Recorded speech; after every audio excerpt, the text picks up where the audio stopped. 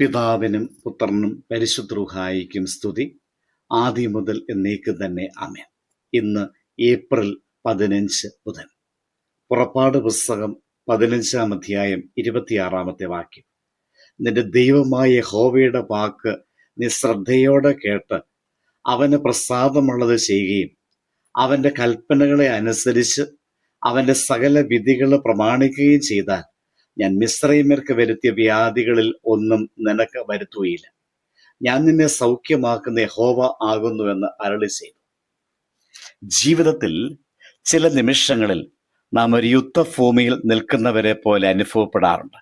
ശരീരത്തിൽ ക്ഷീണം, മനസ്സിൽ മുറിവുകൾ, ആത്മാവിൽ ഭാരങ്ങൾ. ഇവയെല്ലാം ചേർന്ന് നമ്മെ തളർത്തുവാൻ ശ്രമിക്കാറുണ്ട്. അപ്പോൾ നമ്മുടെ ഹൃദയം ചോദിക്കുന്നു, എനിക്ക് സൗഖ്യം ലഭിക്കുമോ? എൻ്റെ വേദനകൾ മാറുമോ? അത്തരത്തിലുള്ളതായ സമയങ്ങളിൽ ദൈവം ഇന്നും സ്നേഹത്തോടെ നമ്മോട് പറയുന്നു, ഞാൻ നിന്നെ സുഖപ്പെടുത്തുന്ന ദൈവമാകുന്നു. ഈ വാക്കുകൾ വെറും ആശ്വാസ വാക്കുകൾ മാത്രമല്ല, അതൊരു വാഗ്ദാനവും ഉറപ്പുമാണ്. ചെങ്കടൽ കടന്നതിന് ശേഷം ഇസ്രായേൽ മക്കൾ മാറ എന്ന സ്ഥലത്തെത്തിയപ്പോൾ കയ്പുള്ള വെള്ളമാണ് അവർക്ക് ലഭിച്ചത്. അവരുടെ സന്തോഷം പെട്ടെന്ന് നിരാശയായി. എന്നാൽ ദൈവത്തോട് അവരപേക്ഷിച്ചപ്പോൾ ദൈവം മോശയ്ക്ക് ഒരു വൃക്ഷം കാണിച്ചു. ദൈവത്തിൻ്റെ കൽപ്പന പ്രകാരം അത് വെള്ളത്തിലിട്ടപ്പോൾ കയ്പ് മധുരമായി. ഈ സംഭവത്തിൽ ഒരു വലിയ സത്യം ദർശിക്കുവാൻ നമുക്ക് സാധിക്കും. ദൈവം നമ്മുടെ ജീവിതത്തിലെ കയ്പുകളെ പോലും മധുരമാക്കാൻ കഴിയുന്നവന്. അതുകൊണ്ടാണ് നാം വായിച്ചതായ വേദഭാഗം നമ്മോട് പറയുന്നത്, ഞാൻ നിന്നെ സുഖപ്പെടുത്തുന്ന ദൈവമാണ്. ഇവിടെ ദൈവം പറയുന്നതായ സുഖം ശരീരസുഖത്തിൽ മാത്രം ഒതുങ്ങുന്നില്ല.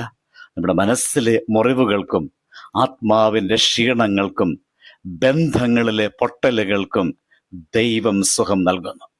അവൻ്റെ സുഖപ്പെടുത്തൽ സമ്പൂർണമാണ് എന്ന തിരിച്ചറിവും നമുക്കുണ്ടാകേണ്ടതുണ്ട്. നാം മനസ്സിലാക്കണം, ദൈവത്തിൻ്റെ വചനമാണ് ആത്മാവിൻ്റെ ഔഷധം. അതായത് നാം ദൈവത്തിൻ്റെ വചനത്തിൽ ജീവിക്കുകയും അതിനെ അനുസരിക്കുകയും ചെയ്യുമ്പോൾ നമ്മുടെ ഉള്ളിലെ രോഗങ്ങൾ സുഖപ്പെടുന്നു. നാം അനുവദിക്കുന്ന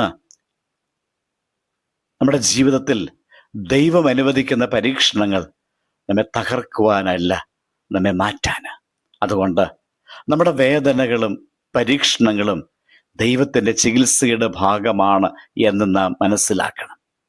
നാം വേദന അനുഭവിച്ചാലും അവൻ നമ്മെ ഒരു മനോഹര സൃഷ്ടിയാക്കി മാറ്റുന്നു. അതുകൊണ്ട് നാം ഒരിക്കലും മറക്കരുത്, ദൈവം മുറിവ് കാണുന്നില്ല, സുഖം കാണുന്നു. നമ്മുടെ വേദന ഒരു അവസാനമല്ല, അത് ദൈവത്തിൻ്റെ പുതിയ തുടക്കമാണ്. നമ്മുടെ മുറിവുകൾ ദൈവത്തിൻ്റെ അത്ഭുതങ്ങളുടെ വാതില. ദൈവത്തിൻ്റെ കയ്യിൽ കയ്പ് പോലും മധുരമാകും.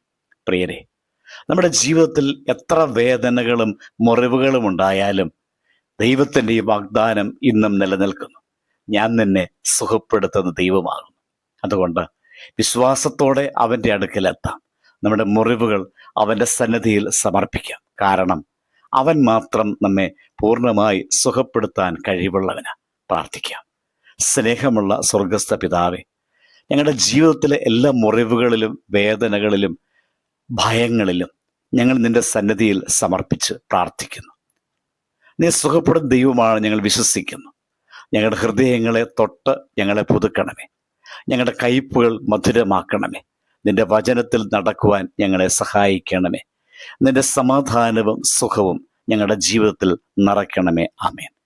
ദൈവം അനുഗ്രഹിക്കട്ടെ.